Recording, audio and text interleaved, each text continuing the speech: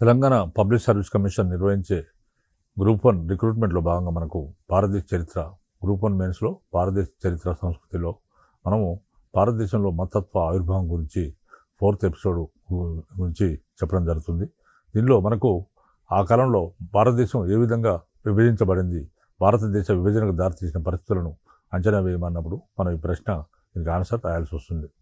తర్వాత మనకు గత ఎపిసోడ్లో భాగంగా ఇప్పుడు మొదటి ప్రపంచ యుద్ధ కాలంలో టర్కీ పట్ల ఇంగ్లాండ్ అనుసరించిన విధానం వల్ల ఖిలాఫత్ ఉద్యమం అనేది ప్రారంభమైంది. అంటే మొదటి ప్రపంచ యుద్ధం 1914 నుంచి 1918 వరకు మధ్యలో 4 సంవత్సరాలు జరిగింది. మొదటి ప్రపంచ యుద్ధానంతరము టర్కీ సుల్తాన్ పదవిని బ్రిటన్ ప్రభుత్వం రద్దు చేసింది. ఎందుకంటే టర్కీ ఈ యుద్ధానికి కారణమవుతుందని చెప్పేసి టర్కీ సుల్తాన్ పదవిని రద్దు చేసింది. దాంతో టర్కీ సుల్తాన్ అనేవాడు ప్రపంచవ్యాప్తంగా ఉన్న ముస్లిం ప్రపంచానికి ఆయన పెద్ద. ఎందుకంటే ఆయన ఖలీఫా అని అనేవారు, అంటే దేవుని ప్రతినిధి ఖలీఫా అనేవారు. ఈ ఖలీఫా పదవి కూడా రద్దు చేయడం జరిగింది. దీంతో ప్రపంచవ్యాప్తంగా బ్రిటిష్ వారికి వ్యతిరేకంగా ఒక గొప్ప తిరుగుబాటు జరిగింది. బ్రిటిష్ వారికి వ్యతిరేకంగా పోరాటం జరిగింది. భారతదేశంలో కూడా అలాంటి పోరాటమే జరిగింది. భారతదేశంలో జరిగిన అలాంటి పోరాటానికి గల పేరేంటంటే ఖిలాఫత్ ఉద్యమం అనేది జరిగింది. ఈ విధంగా భారతదేశ వ్యాప్తంగా జరిగిన ఖిలాఫత్ ఉద్యమం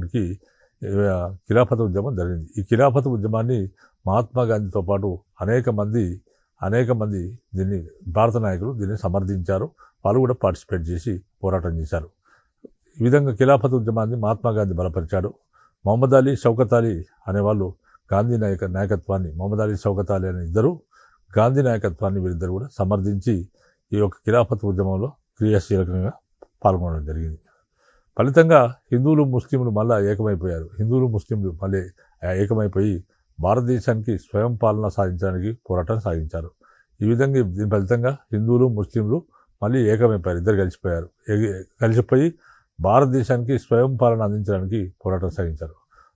భారతదేశానికి సెల్ఫ్ రూల్, స్వయం పాలన అందించడానికి వారు పోరాటం సాగించారు. దీంతో వారి మధ్య అంతముందు లేని సూద్భావ వాతావరణం ఇద్దరి మధ్యలో ఏర్పడింది. అయితే అది తాత్కాలికమని తర్వాత పరిణామాలు రుజువు చేస్తాయి. కేవలం సూద్భావ వాతావరణం అనేది తాత్కాలికంగా ఏర్పడింది, ఇది ఎక్కువ కాలం ఉండదనే విషయం మనకు తర్వాత జరిగిన పరిణామాలు రుజువు చేయడం జరిగింది. తర్వాత గాంధీ నాయకత్వంలో జరిగిన సహాయ నిరాకరణ ఉద్యమం తర్వాత విరామానంతరము కాంగ్రెస్ లీగ్ సంబంధాలు తిరిగి దెబ్బతిన్నాయి. అంటే ఇప్పుడు ఖిలాఫత్ ఉద్యమం సందర్భంగా ఇద్దరు కలిసిపోయారు. తర్వాత మనకి గాంధీ నాయకత్వంలో జరిగిన సహాయ నిరాకరణ ఉద్యమం ఎప్పుడు విరమించబడిందంటే 1920లో ప్రారంభమైన సహాయ నిరాకరణ ఉద్యమం 1922 వరకు జరిగింది. 1922 సంవత్సరంలో సహాయ నిరాకరణ ఉద్యమం విరమించబడింది. ఈ విధంగా విరమించిన తర్వాత మళ్ళీ కాంగ్రెస్, తర్వాత జాతీయ కాంగ్రెస్, ముస్లిం లీగ్ మధ్య సంబంధాలు తిరిగి మళ్ళీ దెబ్బతినడం జరిగింది. దాదాపు దశాబ్ద కాలం పాటు మత కలహాలు చెలరేగాయి. ఒక 10 సంవత్సరాల పాటు మత కలహాలు, హిందువులకు ముస్లింల మధ్య మత కలహాలు చెలరేగాయి. దీనికి బ్రిటిష్ అధికారులు తమ వంతు కృషి కూడా చేశారు. ఎందుకంటే ఈ పరిస్థితులన్నింటినీ అనుకూలంగా మలుచుకొని ముస్లిం లీగ్ మతావిష్ట సంస్థగా బలపడింది. ఈ విధంగా మరి వీరిద్దరి మధ్యలో ఒక దశాబ్ద కాలం పాటు మత కలహాలు జరిగాయి. దీనికి బ్రిటిష్ అధికారులు తమ వంతు ఈ విధంగా మత కలహాలు రావడానికి బ్రిటిష్ వారు అగ్నికి ఆజ్వం పోశారు. బ్రిటిష్ తమ వంతు కృషి చేయడం జరిగింది. ఈ పరిస్థితులన్నింటినీ అనుకూలంగా మలుచుకొని ముస్లిం లీగ్ ఒక మత సంస్థగా, ముస్లిం లీగ్ అనేది మతావిష్ట సంస్థగా బలపడింది. గాంధీ నాయకత్వంలో జరిగిన సహాయ నిరాకరణ ఉద్యమం కాంగ్రెస్ నుంచి నిష్క్రమించిన మొహమ్మద్ అలీ జిన్నా, గాంధీ నాయకత్వంలో జరిగిన సహాయ నిరాకరణ ఉద్యమం కాంగ్రెస్ నుంచి నిష్క్రమించిన మొహమ్మద్ అలీ జిన్నా ముస్లిం లీగ్ నాయకత్వాన్ని చేపట్టాడు. గాంధీ నాయకత్వంలో జరిగిన సహాయ నిరాకరణ ఉద్యమం తర్వాత కాంగ్రెస్ నుంచి నిష్క్రమించాడు. మొహమ్మద్ అలీ జిన్నా అనేవాడు నిష్క్రమించాడు కాంగ్రెస్ నుంచి. తర్వాత ఆయన ముస్లిం లీగ్, ఆ విధంగా కాంగ్రెస్ నుంచి మొహమ్మద్ అలీ జిన్నా కాంగ్రెస్ నుంచి వెళ్ళిపోయి ముస్లిం లీగ్లో తీసుకుపోయాడు. ముస్లిం లీగ్ నాయకత్వాన్ని చేపట్టాడు. తర్వాత అలీ సోదరులుగా ప్రసిద్ధిగాంచిన మొహమ్మద్ అలీ, షౌకత్ అలీ ఇద్దరు కూడా వాళ్ళు కూడా భారత జాతీయ కాంగ్రెస్ నుంచి వెళ్ళిపోయి వీరు కూడా ముస్లిం లీగ్ కార్యక్రమాలను బలపరచడం మొదలుపెట్టారు. ఈ విధంగా వీరు కూడా ముస్లిం లీగ్ కార్యకలాపాలను బలపరచడం జరిగింది. తర్వాత 1924 సంవత్సరంలో జిన్నా అధ్యక్షతన ముస్లిం లీగ్ లాహోర్లో సమావేశమైంది. 1924లో ఇప్పుడు మహమ్మద్ అలీ జిన్నా కాంగ్రెస్లో ఉండే అన్న ముస్లిం లీగ్లో పోయి దానికి అధ్యక్షుడు అయిపోయాడు. ఆ విధంగా 1964 సంవత్సరంలో మహమ్మద్ అలీ జిన్నా అధ్యక్షతన ముస్లిం లీగ్ సమావేశం లాహోర్లో సమావేశం జరిగింది. దాని సమావేశం లాహోర్లో జరిగింది. ఈ విధంగా ముస్లిం లీగ్ ఏమన్నదంటే స్వరాజ్యమే తన ధ్యేయమని ప్రకటించింది. ముస్లిం లీగ్ స్వాతంత్రమే తన ధ్యేయమని ప్రకటించడం జరిగింది. తర్వాత ముస్లింలలో ఎక్కువ మంది పేదవారని ధనవంతులైన హిందువులు వారిని అవకాశం దొరుకుతున్నప్పుడు దోచుకుంటారని పేర్కొంది. ముస్లిం లీగ్ ఏమన్నదంటే ముస్లింలో ఎక్కువ మంది పేదవారు ఉన్నారు, ధనవంతులైన హిందువులు వారిని అవకాశం దొరికినప్పుడల్లా దోచుకుంటున్నారు అని ముస్లిం లీగ్ పేర్కొనడం జరిగింది. 1928 సంవత్సరంలో జరిగిన అఖిలపక్ష సమావేశం హిందూ ముస్లిం వర్గాలకు ఆమోదయోగ్యమైన రాజ్యాంగం రూపొందించడానికి మోతీలాల్ నెహ్రూ అధ్యక్షతన ఒక సంఘాన్ని నిర్ణయించింది. 1928లో జరిగిన అఖిలపక్ష సమావేశం 1928 సంవత్సరంలో అఖిలపక్ష సమావేశం జరిగింది.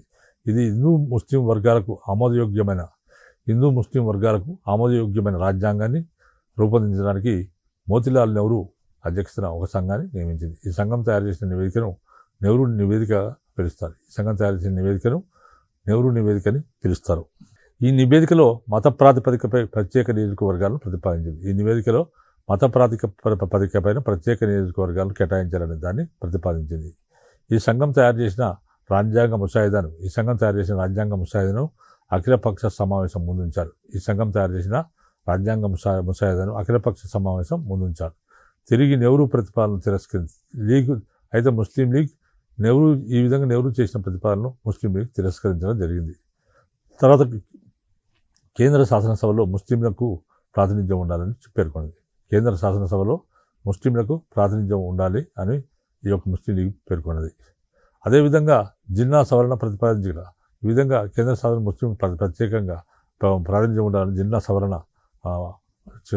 ప్రతిపాదించారు. కానీ అది వీగిపోవడం జరిగింది. తర్వాత కాంగ్రెస్ సమావేశంలో నెహ్రూ నివేదిక అంగీకరించబడడం. నెహ్రూ నివేదిక అంగీకరించబడింది. కానీ మహమ్మద్ అలీ జిన్నా ఏమనుకున్నాడంటే తాను ప్రతిపాదించిన సవరణ వీగిపోవడం అనేది మహమ్మద్ అలీ జిన్నా అహాన్ని దెబ్బతీసింది. దీంతో క్రమంగా జిన్నా మతతత్వ సమావేశాన్ని ఏర్పాటు చేసి తన 14 కోరికలను ప్రకటించారు. దీంతో మహమ్మద్ అలీ జిన్నా మతతత్వ సమావేశాన్ని ఏర్పాటు చేసి తన 14 కోరికలను ప్రకటించడం జరిగింది. భారతదేశంలో ముస్లింల శ్రేయస్సుకు అవి కనీస కోరికలని జిన్నా భావించాడు. ఆ విధంగా జిన్నా సవరణ వీగిపోవడం ఆయనకు అహాన్ని దెబ్బతీసింది. ఆయన మతత్వ సమావేశాన్ని ఏర్పాటు చేసి తన 14 కోరికలను ప్రకటించాడు. భారతదేశంలో ముస్లింల శ్రేయస్సుకు అవి కనీస కోరికలని మహమ్మద్ అలీ జిన్నా భావించడం జరిగింది.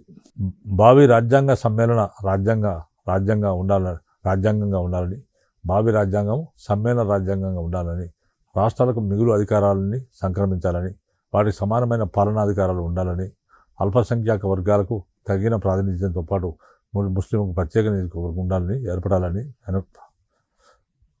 భావి రాజ్యాంగం అనేది సమ్మేళన రాజ్యాంగం ఉండాలని, రాష్ట్రాలకు మిగులు అధికారాలని సంక్రమించాలని, వాటికి సమానమైన పాలనాధికారాలు ఉండాలని, అల్పసంఖ్యాక వర్గాలకు తగిన ప్రాతినిధ్యంతో పాటు ముస్లింలకు ప్రత్యేక నియోజకవర్గాలు ఏర్పడాలని, తర్వాత పంజాబ్, బెంగాల్, పశ్చిమోత్తర సరిహద్దు రాష్ట్రాల్లో ముస్లింలకు భంగం కలగకూడదని, తర్వాత బొంబాయి రాష్ట్రం నుంచి సింధు రాష్ట్రాన్ని వేరు చేయాలి, ముస్లింల భాషా సంస్కృతుల పరిరక్షణ కోసం రాజ్యాంగంలో హామీలు కల్పించాలి, తర్వాత కేంద్ర రాష్ట్రాల్లో ఏ మంత్రివర్గమైనా 1/3 వంతు ముస్లింలకు ఉండాలని తాను డిమాండ్లను ప్రకటించడం జరిగింది. 1930 నాటికి జిన్నా ఒక తిరుగులేని నాయకుడిగా ఎదగడం జరిగింది. మత ప్రాతినిధ్యం మరింత ఎక్కువ చేయాలని ఒత్తిడి ప్రారంభించాడు. రాజ్యాంగంలో మత ప్రాతినిధ్యం మరీ ఎంత ఎక్కువ చేయాలని ఆయన బ్రిటిష్ ప్రభుత్వ ఒత్తిడి ప్రారంభించారు. ముస్లింలలో అనేక పార్టీలు ఉన్నప్పటికీ మత ప్రాతినిధ్య విషయంలో అవన్నీ ఏకమయ్యాయి. ముస్లిం లీగే కాకుండా ఇంకా అనేక పార్టీలు ఉన్నాయి. అందుకని మత ప్రాతినిధ్యం విషయంలో అవన్నీ కూడా ఐక్యమైపోయాయి. 1930లో ప్రభుత్వం ఏర్పాటు చేసిన మొదటి రౌండ్ టేబుల్ సమావేశాన్ని జిన్నా అలీ సోదరులు స్వాగతించారు. 1930 సంవత్సరంలో ప్రభుత్వం ఏర్పాటు చేసిన మొదటి రౌండ్ టేబుల్ సమావేశం 1930లో ప్రభుత్వం మొదటి రౌండ్ టేబుల్ సమావేశాన్ని ఏర్పాటు చేసింది. ఇంగ్లాండ్లో ప్రభుత్వం మొదటి రౌండ్ టేబుల్ సమావేశాన్ని ఏర్పాటు చేయడం జరిగింది. జిన్నా అలీ సోదరులు దీన్ని స్వాగతించారు. మహమ్మద్ అలీ జిన్నా అలీ సోదరులు అందరూ కూడా ఈ యొక్క మొదటి రౌండ్ టేబుల్ సమావేశాన్ని స్వాగతించారు. తర్వాత 1920 సంవత్సరంలో సహాయ నిరాకరణ ఉద్యమంలో గాంధీతో పాటు పాల్గొన్న మహమ్మద్ అలీ తర్వాత 1930లో ఈ విధంగా పలికాడు. 1920లో సహాయ నిరాకరణ ఉద్యమంలో గాంధీతో పాటు పాల్గొన్న మహమ్మద్ అలీ తర్వాత 1930లో ఈ విధంగా పలికాడు. గాంధీ గారితో చేరడానికి మేము నిరాకరిస్తున్నాము.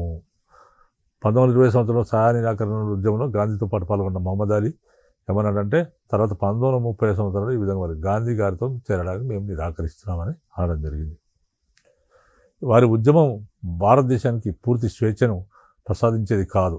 వారి ఉద్యమం అనేది భారతదేశానికి పూర్తి స్వేచ్ఛను ప్రసాదించేది కాదు. హిందూ సభపై 7 కోట్ల ముసల్మాన్లు ఆధారపడేట్లు చేయడానికి ఇది ఉద్దేశించబడింది. వారి ఉద్యమం అంటే మహాత్మా గాంధీ ఉద్యమం అనేది భారతదేశానికి పూర్తి స్వేచ్ఛను ప్రసాదించేది కాదు. హిందూ సభపై 7 కోట్ల ముసల్మాన్లు ఆధారపడేటట్టు చేయడానికి ఇది ఉద్దేశించబడిందని ఆయన పేర్కొన్నారు. దీన్ని బట్టి అలీ సోదరుల్లో వచ్చిన మార్పును మనం ఇక్కడ గమనించవచ్చు. అది ఖిలాఫత్ ఉద్యమ సమయంలో మహాత్మా గాంధీ నాయకత్వంలో పనిచేశారు. కానీ ఇక్కడికి వచ్చేటప్పటికి వీళ్ళ ఏర్పాటువాదం మొదలుపెట్టారు. సమావేశంలో జాతీయ ముస్లింల ప్రాతినిధ్యాన్ని వారు అంగీకరించలేదు. వారు అంగీకరించలేదు. విభజించు పాలించు అనే సూత్రంపై ఆధారపడిన ఆంగ్లేయ ప్రభుత్వం దీన్ని హర్షించింది. ఈ విధంగా వీరు సపరేట్ కావడం, విభజించు పాలించు అనే సూత్రంపై ఆధారపడ్డ ఆంగ్ల ప్రభుత్వం దీన్ని హర్షించింది.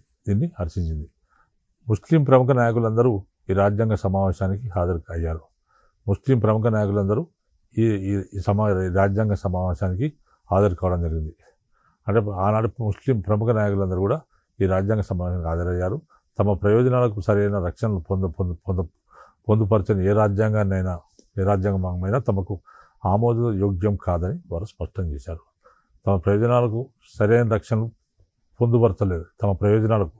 తమ లాభాలకు తమ ప్రయోజనాలకు సరైన రక్షణలు పొందుపరచని ఏ రాజ్యాంగాన్నైనా మేము ఆమోదించము, మాకు ఆచరణీయం కాదు, ఆమోదయోగ్యం కాదు అని వారు స్పష్టం చేయడం జరిగింది.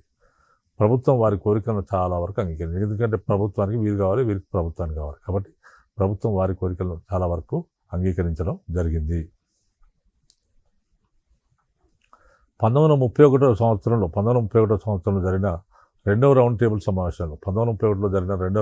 సమావేశంలో ముస్లిం లీగ్తో అంగీకారానికి గాంధీ చేసిన ప్రయత్నాలన్నీ కూడా విఫలమయ్యాయి. 1931 సంవత్సరంలో జరిగిన రెండవ రౌండ్ టేబుల్ సమావేశంలో మహాత్మా గాంధీ ఏం చేశాడంటే ముస్లిం లీగ్తో ఒక అంగీకారానికి వద్దామని చెప్పి మహాత్మా గాంధీ అనేక ప్రయత్నాలు చేశాడు. కానీ అవన్నీ కూడా బూడిదలో పరిచిన పని విఫలం కావడం జరిగింది. దీంతో నాటి బ్రిటిష్ ప్రధానమంత్రి రామ్సే మెక్డొనాల్డ్ మధ్యవర్తిత్వం అంగీకరించవలసి వచ్చింది. దీంతో నాటి బ్రిటిష్ ప్రధానమంత్రి అయిన రామ్సే మెక్డొనాల్డ్ అనేవాడు మధ్యవర్తిత్వాన్ని వీరిద్దరు కూడా అంగీకరించవలసి వచ్చింది. మెక్డొనాల్డ్ ఇచ్చిన తీర్పు వల్ల ముస్లింలకే కాక సిక్కులకు కూడా ఆంగ్లో ఇండియన్లకు కూడా ప్రత్యేక నియోజకవర్గాలు ఇవ్వడం జరిగింది. మెక్డొనాల్డ్ ఆనాటి బ్రిటన్ ప్రధానమంత్రి మెక్డొనాల్డ్ ఆయన ఒక తీర్పు ఇచ్చాడు, మధ్యవర్తిత్వం వహించి తీర్పు ఇచ్చాడు. అదేంటంటే ఆ తీర్పు వల్ల ముస్లింలకే కాక సిక్కులకు ఆంగ్లో ఇండియన్లకు కూడా ప్రత్యేక నియోజకవర్గాలు ఇవ్వడం. అంటే మైనార్టీస్ ఎవరైతే మైనార్టీ వారు ఉన్నారో వారికి ప్రత్యేక నియోజకవర్గాలు ఇవ్వడం జరిగింది. తర్వాత నిమ్న జాతుల వారికి ప్రత్యేక సీట్లు కేటాయించబడ్డాయి. తర్వాత నిమ్న జాతులు అంటే తక్కువ జాతుల వారికి ప్రత్యేక సీట్లు కేటాయించబడ్డాయి. ఈ విధంగా మెక్డొనాల్డ్ ప్రతిపాదించిన కమ్యూనల్ అవార్డు ముస్లింలు కోరినవన్నీ ప్రదానం చేసింది. ఈ విధంగా మెక్డొనాల్డ్ ప్రతిపాదించిన దీన్ని ఏమంటారంటే కమ్యూనల్ అవార్డు అంటారు. ముస్లింలు కోరినవన్నీ కూడా కమ్యూనల్ అవార్డు ప్రదానం చేయడం జరిగింది. భారతదేశ ప్రజలు ఒక జాతి వారు కాదని, భారతదేశం అనేక అల్పసంఖ్యాక వర్గాలతో కూడిన ఒక సముదాయమని అతడు భావించాడు. ఆ విధంగా మతపరమైన విభేదాలను సృష్టించి తమ పరిపాలన అంటే మెక్డొనాల్డ్ అనేవాడు ఏం చెప్పాడంటే భారతదేశ ప్రజలు ఒక జాతి వారు కాదు,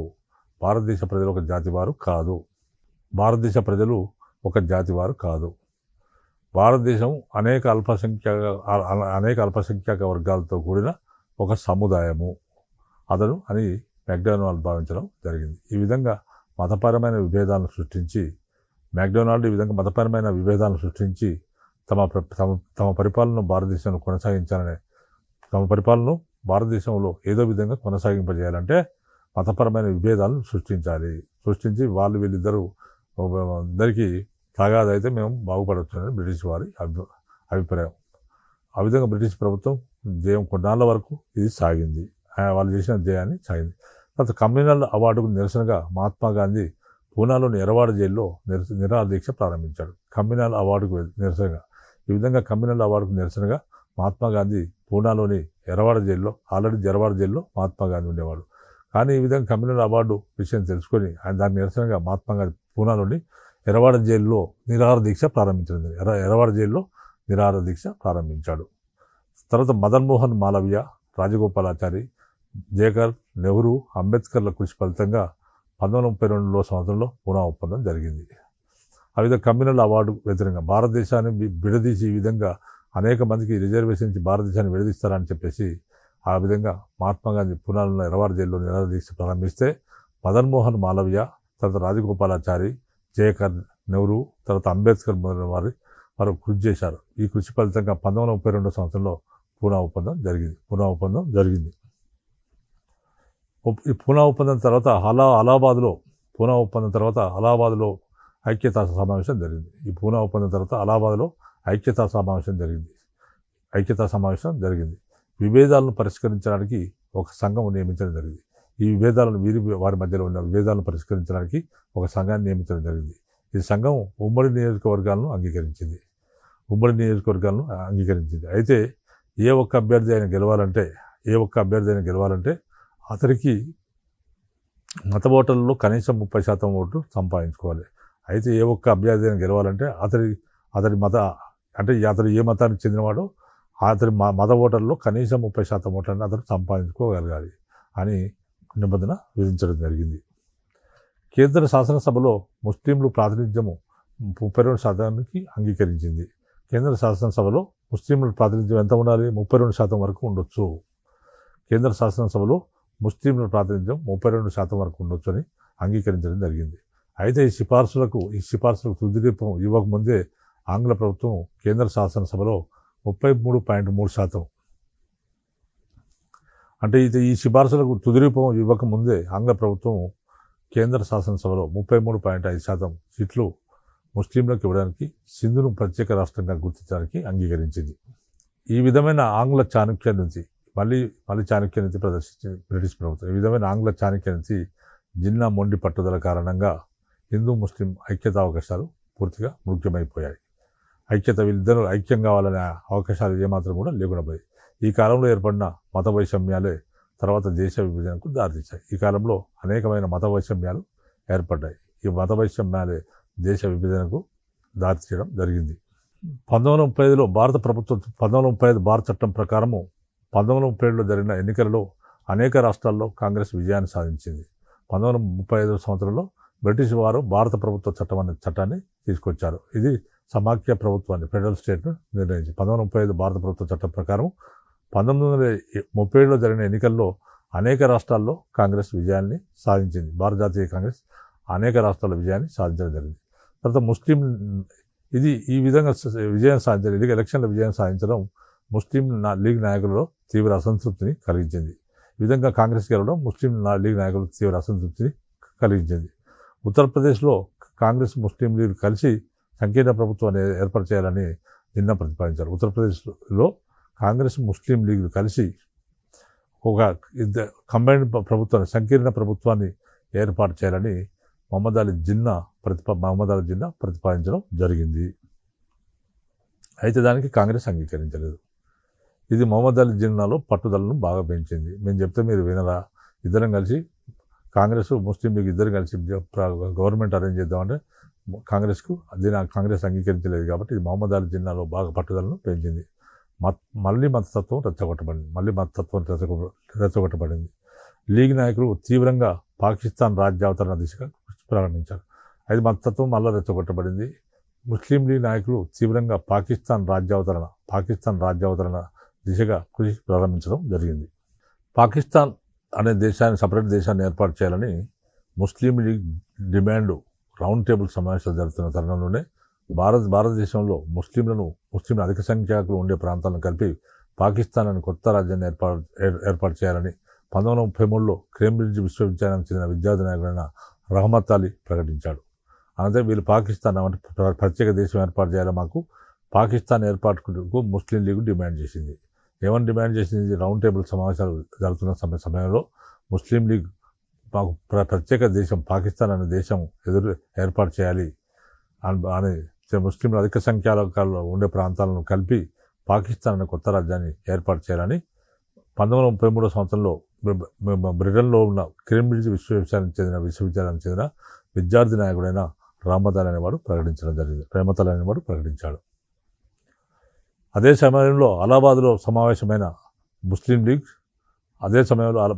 ముస్లిం లీగ్ సమావేశమైంది. ముస్లిం లీగ్ సమావేశానికి అధ్యక్షత వహించిన ప్రఖ్యాత కవి తత్వవేత్త మొహమ్మద్ ఇక్బాల్ కూడా ఇదే అభిప్రాయాన్ని వ్యక్తం చేశాడు. అదే సమయంలో అలహాబాద్లో ముస్లిం లీగ్ సమావేశమైంది. ఈ సమావేశానికి అధ్యక్షత వహించారు. ఎవరంటే ఆయన ప్రఖ్యాత కవి అయిన తత్వవేత్త అయిన మొహమ్మద్ ఇక్బాల్ కూడా ఇదే అభిప్రాయాన్ని వ్యక్తం చేయడం జరిగింది. అయినప్పటికీ 1937 వరకు ముస్లిం లీగ్ పాకిస్తాన్ గురించి ప్రస్తావించలేదు. అందరూ చెప్తున్నారు ముస్లిం లీగ్ ఏమంటలేదు. అయినప్పటికీ 1937 వరకు ముస్లిం లీగ్ గురించి పాకిస్తాన్ గురించి ప్రస్తావించలేదు. తర్వాత 1937లో జరిగిన ముస్లిం లీగ్ లక్నో సమావేశంలో కాంగ్రెస్ పార్టీ విధానము హిందూ మతానికి అనుకూలమైనదని పెట్టింది. 1937లో జరిగిన ముస్లిం లీగ్ లక్నో సమావేశంలో కాంగ్రెస్ పార్టీ విధానం హిందూ మతానికి అనుకూలమైనదని అభిప్రాయపడింది. మంత్రివర్గంలో ముస్లిం ప్రతినిధులు ఆ మతానికి నిజమైన ప్రాతినిధ్యం వహించారని విమర్శించాడు. హిందూ ముస్లింల మధ్య ఐక్యత కోసం చేసిన ప్రయత్నాలన్నీ కూడా బూడిదలో పోసిన పన్నీరు లేక మారిపోయాయి. 1937లో జరిగిన ముస్లిం లీగ్ లక్నో సమావేశంలో కాంగ్రెస్ పార్టీ విధానం అనేది హిందూ మతానికి అనుకూలమైందని వీళ్ళు పేర్కొన్నారు. మంత్రివర్గాలలో ముస్లిం ప్రతినిధులు ఆ మతానికి నిజమైన ప్రాతినిధ్యం వహించారని కూడా విమర్శించారు. హిందూ ముస్లిం ఐక్యత కోసం చేసిన ప్రయత్నాలన్నీ కూడా బూడిదలో పోసిన పన్నీరు లెక్క అయిపోయాయి.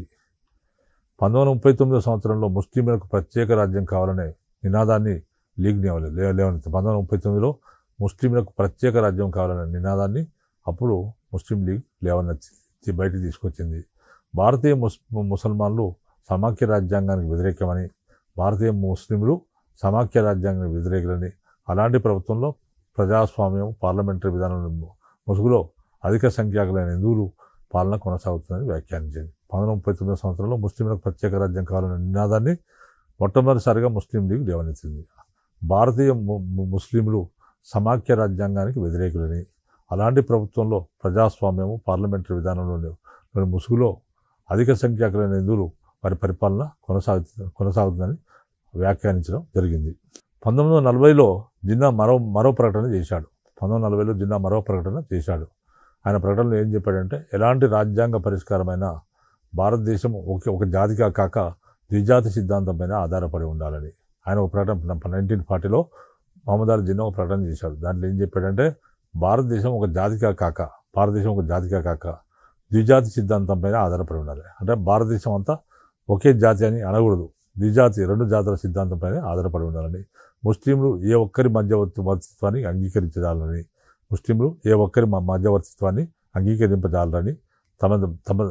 తమ భవితవ్యాన్ని ముస్లింలు తామే నిర్దేశించుకోగలుగుతారని ఆయన ఉద్ఘాటించడం జరిగింది.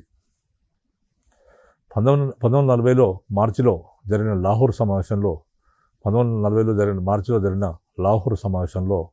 బ్రిటిష్ ప్రభుత్వం భారతదేశం విడిచి వెళ్లే లోపు 1940 సంవత్సరం మార్చిలో జరిగిన లాహోర్ సమావేశంలో బ్రిటిష్ ప్రభుత్వము భారతదేశం విడిచి వెళ్లే లోపు దేశాన్ని మతపరంగా విభజించాలని, ద్విజాతి సిద్ధాంతాన్ని అనుసరించి భారత యూనియన్, పాకిస్తాన్ అనే 2 ప్రత్యేక దేశాలుగా ఏర్పడాలని తీర్మానం జరిగింది. 1942లో క్విట్ ఇండియా ఉద్యమం ప్రారంభమైనప్పుడు ముస్లిం లీగ్ బ్రిటిష్ ప్రభుత్వంతో సహకరించి ఉద్యమ అణచివేతకు కృషి చేసింది. 1942లో క్విట్ ఇండియా ఉద్యమం ప్రారంభమైనప్పుడు ముస్లిం లీగ్ బ్రిటిష్ ప్రభుత్వంతో సహకరించి ఉద్యమ అణచివేతకు కృషి చేసింది. ఆగస్టు ఉద్యమ కాలంలో దేశంలోని కాంగ్రెస్ నాయకులందరూ జైల్లో నిర్బంధించబడి ఉన్నప్పుడు జిన్నా దేశవ్యాప్తంగా పర్యటిస్తూ జిన్నా దేశవ్యాప్తంగా ఇది మహమ్మద్ అలీ జిన్నా దేశవ్యాప్తంగా పర్యటిస్తూ కాంగ్రెస్ హిందూ రాజ్యాన్ని నెలకొల్పడానికి ఏర్పడిన హిందూ సంస్థను ప్రచారం చేశాడు. కాంగ్రెస్ జాతీయ కాంగ్రెస్ అనేది హిందూ రాజ్యాన్ని నెలకొల్పడానికి ఏర్పడ్డ ఒక హిందూ సంస్థ అంటూ ఆయన ప్రచారం చేశారు. 1937లో జరిగిన ఎన్నికల్లో నామమాత్ర విజయాన్ని సాధించిన ముస్లిం లీగ్ రెండో ప్రపంచ యుద్ధానంతరం 1946లో జరిగిన ఎన్నికల్లో అఖండ విజయాన్ని సాధించింది. ఆ విజయంతో ఎంతో ఇనుమడించిన ఉత్సాహంతో పాకిస్తాన్ ఏర్పాటు ప్రచారాన్ని ముస్లిం లీగ్ ఉధృతం చేయడం జరిగింది. అయితే జమాయితుల్ ఉలేమా ఈ హిందూ సరిహద్దు గాంధీగా ప్రసిద్ధి చెందిన ఖాన్ అబ్దుల్ గఫార్ ఖాన్తో ప్రారంభించబడిన ఖుదైబ్ ఖిద్మత్గార్ అఖిల భారత షియా సమ్మేళనం పాకిస్తాన్ ఏర్పాటు కోరికను అది వ్యతిరేకించింది. తీవ్రవాద ముస్లిం నాయకులు జాతీయవాదులను తీవ్రంగా విమర్శించడం మొదలుపెట్టారు. తర్వాత మౌలానా అబుల్ కలాం ఆజాద్ వంటి జాతీయ నాయకులను కాంగ్రెస్ పరిచారికలుగా అపహాస్యం చేశారు. కానీ ఖాన్ అబ్దుల్ గఫార్ ఖాన్ సైతం విమర్శల పాలయ్యాడు. మహమ్మద్ అలీ జిన్నా ఖాన్ను హిందుత్వానికి విధేయుడై వీరుడైన పఠాన్ల శక్తిని నీరుగార్చాలని ఆయన విమర్శించాడు. మహమ్మద్ అలీ జిన్నా సరిహద్దు గాంధీని ఖాన్ను హిందుత్వానికి విధేయుడై వీరులైన పఠాన్లను శక్తిని నీరుగార్చాడని ఆయన విమర్శించాడు. ఇలాంటి పరిస్థితుల్లో తీవ్ర రూపం దాల్చిన మతతత్వ విజృంభణను ఎదుర్కోవడానికి పండిట్ మదన్ మోహన్ మాలవ్య తర్వాత విడి సావర్కర్ల నాయకత్వంలో రాష్ట్రీయ స్వయం సేవక్ సంఘ అనేది ఏర్పడింది. రాష్ట్రీయ స్వయం సేవక్ సంఘం ఆవిర్భవించింది. మొదట మహారాష్ట్రలో ప్రారంభించబడిన ఈ సంఘం శాఖలు త్వరలోనే దేశవ్యాప్తంగా విస్తరించాయి. పాకిస్తాన్ ఏర్పాటే తమ ఏకైక లక్ష్యమని ముస్లిం లీగ్ ప్రకటించింది. తర్వాత దేశ సమైక్యతను కాపాడడం, పటిష్టమైన కేంద్రాన్ని ఏర్పరచడం, ఏ వర్గాన్ని దేశం నుంచి విడిపోనీయకుండా చేయడం తన జయమని హిందూ మహాసభ ప్రకటించింది. దీంతో హిందూ ముస్లిం మధ్య దేశాగ్ని మళ్ళీ ప్రబలి అనేక చోట్ల మత ఘర్షణలు జరిగాయి. ధన నష్టం, ప్రాణ నష్టం సంభవించింది. 1946లో నియమించబడిన కేబినెట్ మిషన్ పాకిస్తాన్ ఏర్పాటు కోరిక ఆచరణ సాధ్యం కాదని, రెండు మత వర్గాలను ఏకమత్తంగా బదిలీ చేస్తేనే కానీ మత సమస్య అనేది పరిష్కారం కాదని అభిప్రాయపడింది. తర్వాత వైస్రాయ్ వేబల్ కేంద్రంలో తాత్కాలిక ప్రభుత్వం ఏర్పడాలని ప్రతిపాదించాడు. కాంగ్రెస్కు 6 స్థానాల్లో, ముస్లిం లీగ్ 5 స్థానాల్లో ప్రభుత్వం ఏర్పడాలని సూచించాడు. ఆయన వేబల్ వైస్రాయ్ ఆనాటి గవర్నర్ జనరల్ వేబల్ సూచించడం జరిగింది. అయితే కాంగ్రెస్తో సమానంగా తనకు కూడా స్థానాలు కావాలంటూ ముస్లిం లీగ్ ఈ ప్రతిపాదన తిరస్కరించింది. ఇరుపక్షాల వారు అంగీకరిస్తేనే తప్ప తాత్కాలిక ప్రభుత్వం ఏర్పరిచే ప్రసక్తి లేదని బ్రిటిష్ ప్రభుత్వం తేల్చి చెప్పింది. ముస్లిం లీగ్ ప్రత్యక్ష చర్య దేశ విభజన. ఇలాంటి పరిస్థితుల్లో తన లక్ష్య సాధన కోసం పాకిస్తాన్ ఏర్పాటు కోసం ముస్లిం లీగ్ ప్రత్యక్ష చర్యను ప్రకటించింది. ఇది బ్రిటిష్ ప్రభుత్వానికి వ్యతిరేకంగా కాక కాంగ్రెస్పై ఒత్తిడి పెంచడానికి మాత్రమే లీగ్ ప్రకటించడం జరిగింది. 1946 ఆగస్టు 16న ప్రత్యక్ష కార్యాచరణ దినం జరపాలని జిన్నా ముస్లింలకు పిలుపునిచ్చాడు. దీంతో పాకిస్తాన్ ఏర్పాటుకు ప్రత్యక్ష ఆందోళన ప్రారంభమైంది. ఫలితంగా దేశంలో మరొకసారి మత కల్లోలం, రక్తపాతం జరిగింది. కలకత్తా, బీహార్, బొంబాయి, బెంగాల్లో హిందూ ముస్లిం కలహాలు తీవ్రమైపోయాయి. ఇరు వర్గాల మత ద్వేషాలు ఎక్కువై హత్యలు, దోపిడీలు, మానభంగాలు, ఆస్తి నష్టం విపరీతంగా సంభవించి గాంధీ మత విద్వేషాన్ని ఖండిస్తూ ఆ ప్రాంతాలను సందర్శించడం జరిగింది. ఇలాంటి పరిస్థితుల్లో నెహ్రూ నాయకత్వంలో ఆపద్ధర్మ ప్రభుత్వం ఏర్పడింది. రక్షణ శాఖతో సహా అన్ని శాఖలు ఆపద్ధర్మ ప్రభుత్వానికి అప్పగించారు. భవిష్యత్ భారత రాజ్యాంగాన్ని రూపొందించడానికి రాష్ట్రాల శాసనసభలు ఎక్కువ ప్రతినిధితో ఈ రాజ్యాంగ సభ ఏర్పాటైంది. సో ఈ విధంగా మనకు పాకిస్తాన్ ఏర్పాటుకు ఇది ఒక మార్గం అయిపోయింది. కాంగ్రెస్ ముస్లిం లీగ్ నాయకులతో చర్చించడానికి మౌంట్ బాటన్ భారతదేశానికి రావడానికి ప్రయత్నించింది. అయితే ముస్లిం లీగ్ మొండి పట్టుదల వల్ల ఆ ప్రయత్నాలన్నీ విఫలం కావడం జరిగింది. చివరికి దేశ విభజన సమస్యకు సరైన పరిష్కార మార్గం నిర్ణయానికి వచ్చాడు. మహమ్మదీలు అధికంగా ఉన్న సింధు, బెలూచిస్తాన్, వాయువ్య సరిహద్దు రాష్ట్రాలతోనూ, పంజాబ్, బెంగాల్లో ముస్లింలు అధిక సంఖ్యలో ఉన్న ప్రాంతాల్లోనూ పాకిస్తాన్ ఏర్పాటు ప్రతిపాదన మౌంట్ బాటన్ ప్రకటించడం జరిగింది. మౌంట్ బాటన్ చివరి భారత గవర్నర్ జనరల్ ఈయన ప్రతిపాదించాడు. ఈ విధంగా తర్వాత కాంగ్రెస్ అవిభక్త భారతదేశం అంటే కాంగ్రెస్ భారతదేశం విడిపోవద్దని కాంగ్రెస్ కోరింది. భారతదేశం కాంగ్రెస్ కలగానే మిగిలిపోయింది. దేశ విభజన ఇష్టం లేకుండా దేశంలో శాంతి భద్రతలు క్షీణిస్తున్న దృష్ట్యా గత్యంతరం లేక జాతీయ కాంగ్రెస్ నాయకులు దేశ విభజనకు అంగీకరించారు. భారతదేశము భారత్ పాకిస్తాన్గా విభజించబడింది. 1947 ఆగస్టు 14వ తేదీన పాకిస్తాన్ ఏర్పడింది. ఆగస్టు 15వ తేదీన బ్రిటిష్ పాలన నుంచి భారతదేశానికి స్వాతంత్రం వచ్చింది. భారతదేశ విభజనతో పాకిస్తాన్ సాధించిన ముస్లిం లీగ్ ఈ విధంగా ఒక పాకిస్తాన్ అనే దేశాన్ని సాధించగలిగింది ముస్లిం లీగ్, కానీ ఎక్కువ కాలం రాజకీయ అధికారంలో అది ఉండలేకపోయింది. ఈ విధంగా భారత పాకిస్తాన్గా విడిపోయాయి. దేశ విభజనకు దారితీసిన పరిస్థితులు ఈ విధంగా మనం చెప్పడం జరిగింది. దేశ విభజనకు దారితీసిన పరిస్థితులు ఏ విధంగా ఉన్నాయి, మతతత్వ ఆవిర్భావం ఏ విధంగా జరిగింది అనే ప్రశ్న అడగవచ్చు. దేశ విభజనకు దారితీసిన పరిస్థితులను అంచనా వేయము అన్నప్పుడు మనం ఈ విధంగా ప్రశ్నకు ఆన్సర్ రాయవచ్చు. ఈ విధంగా మన ప్రశ్నకు ఆన్సర్ రాసినట్లయితే మనం ఎక్కువ మార్కులు పొందవచ్చు. మీరందరూ కూడా మంచి మ్యాటర్ రాసి క్వశ్చన్స్ ఆన్సర్స్ రాసి విజయం సాధించాలని కోరుకుంటూ ముగిస్తున్నాను.